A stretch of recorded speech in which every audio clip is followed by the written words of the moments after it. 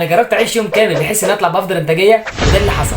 اول حاجه صحيت الساعه 5:30، صليت الفجر وبدات يومي بكتابه التاسكات، واللي كان من ضمنهم ابدا اليوم بقراءه اول كتاب لمده 20 دقيقه. في الفيديو ده هحاول اعمل كل حاجه مفيده في يومي، علشان كده هشرب 3 لتر ميه خلال اليوم، وده هيكون اول لتر ميه ابدا بيه، وهحاول اخلي الميه قدامي دايما علشان ما انساهاش وابقى شايفها. وبكده اكون خلصت اول كتاب، وهقسم الكتابين الباقيين على باقي اليوم. هيبقى الكتاب التاني الساعه 7:30، واخر كتاب هخليه قبل ما انام.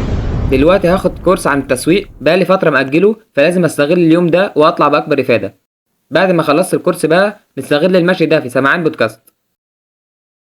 يومك مش هيكمل ولا هيكون حلو غير بالصلاه. نقعد نكتب سكريبت الفيديو الجديد واللي بيتكلم عن ليه ما بنخلصش التاسكات اللي ورانا وليه بنأجلها دايما، وهاخد شويه افكار من شات جي بي تي واسمع شويه فيديوهات تساعدني في كتابه السكريبت. بعد ما خلصت كتابه السكريبت نبدا بقى في المونتاج للشورتس اللي هينزل النهارده، وده كان اول لتر ميه اخلصه. احنا دلوقتي يعتبر في نص الفيديو، فحاب اقول لك ان ده هيكون اول فيديو في سلسله فيديوهات مش عاديه عن حاجات عاديه بس بحبها، فانزل قول رايك واعمل اشتراك ولايك وتعالى كمل الفيديو. دلوقتي بقى نشرب كوبايه نسكافيه ونروح نقرا في الكتاب التاني.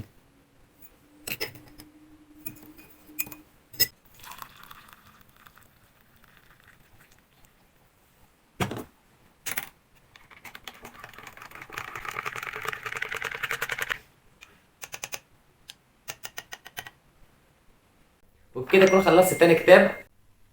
دلوقتي الساعه 8 وده ميعادي ان انزل الفيديو اللي كنت منتجه، وكمان نص ساعه من دلوقتي عليا ميتنج. باقي 5 دقايق والمفروض ان انا عليا ميتنج كمان شويه. حاولت اطلع باكبر افاده في يومي، وده من اجمل الايام اللي عشتها وجربتها، لاني انتجت وانجزت حاجات كتير، فانا ناوي اجرب حاجات من دي تاني. فانزل اكتب في الكومنت نحب نتكلم عن ايه في الفيديوهات الجايه او نجرب ايه.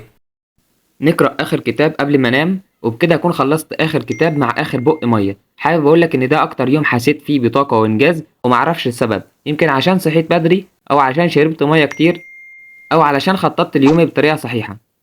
ما تنسوش تشتركوا في القناه وتفعلوا الاشعارات. مش هوصيكم بقى باللايك والشير، وان شاء الله نتقابل على خير.